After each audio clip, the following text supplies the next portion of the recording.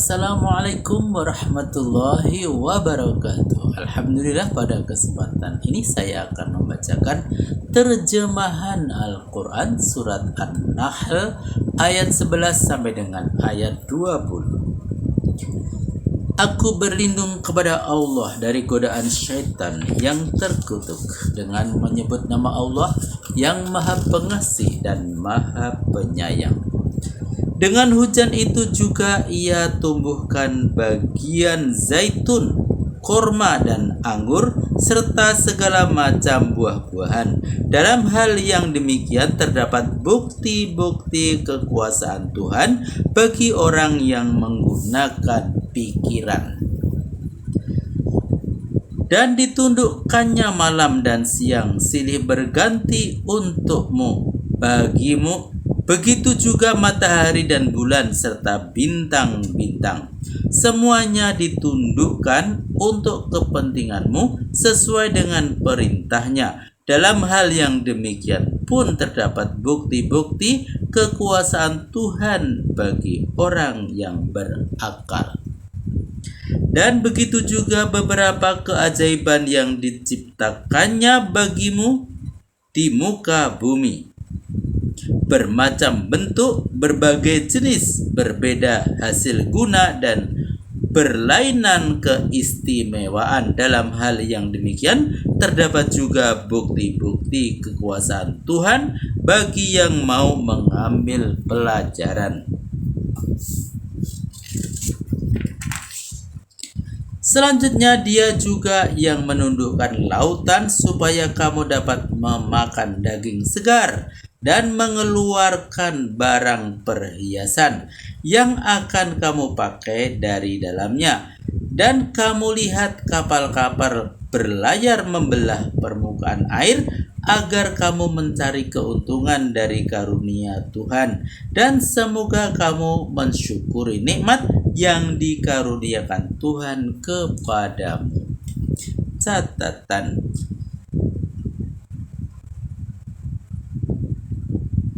mengeluarkan barang perhiasan, misalnya mutiara yang terdapat dalam kerang sebagai tiram yang hidup di dasar laut, terutama di Samudra Hindia. Selain itu terdapat juga ladang-ladang mutiara di Laut Tengah, lepas pantai Tunisia dan Aljazair. Setelah pertumbuhannya sempurna, dikelola oleh orang-orang Perancis lalu dijual kepada orang Islam.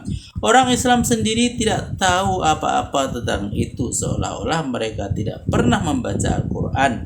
Pada tahun 1886, mutiara yang berhasil dikeluarkan dari dasar laut mencapai jumlah 778.000 kilogram seharga 5.750.000 francs.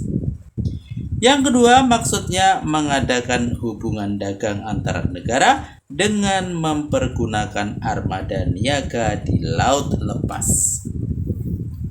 Dan dia menancapkan gunung-gunung di permukaan bumi dengan kukuh sebagai alat penyeimbang demi keselamatanmu, dan diadakannya juga sungai-sungai dan jalan-jalan agar kamu mengetahui tempat tujuan.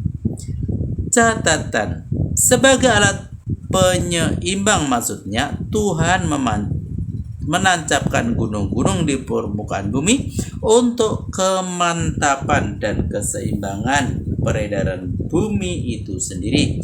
Kalau gunung-gunung yang memberatkan bumi tidak ada, maka bumi kita ini seperti kapal kosong yang tengah berlayar di laut lepas sambil dihempaskan gelombang ke sana kemari tak henti-hentinya. Oleh karena itu, ketentraman dan keamanan penghuninya selalu terganggu, baik manusia maupun hewan. Selanjutnya, bila gunung-gunung itu tidak ada, sudah jelas berat bumi akan berkurang dengan jumlah berat dari seluruh gunung-gunung yang tertancap di permukaan bumi. Akibatnya, kecepatan edar bumi akan lebih besar dari kecepatannya yang ada sekarang.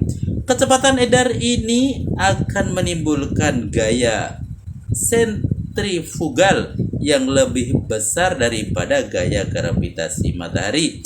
Kemudian akan melayang-layang sebagai meteor di angkasa raya untuk selama-lamanya sampai jangka waktu berakhirnya hari-hari dunia. Akan ditakdirkan Tuhan hancur berbenturan dengan planet lainnya. Sebaliknya, jika kecepatan edar bumi lebih kecil dari kecepatannya yang ada sekarang karena jumlah gunung yang memberatkannya lebih banyak dari yang ada sekarang, maka gaya sentrifugal yang ditimbulkannya akan lebih kecil daripada gaya gravitasi matahari. Akibatnya, bumi akan tertarik oleh matahari untuk kemudian hancur berbenturan dengan matahari itu sendiri. Yang kedua, Tuhan menjadikan juga sungai-sungai yang mengalir dari satu tempat atau wilayah ke tempat lain sebagai penyubur tanah yang akan menghasilkan rezeki dan kebutuhan lainnya bagi manusia. Ia meluap pada salah satu wilayah, penyebab tambahan rezeki bagi penduduk di wilayah lain. Ia mengalir menembus rawa dan Sahara, melintasi bukit dan gunung sehingga kemudian ia sampai menjangkau wilayah.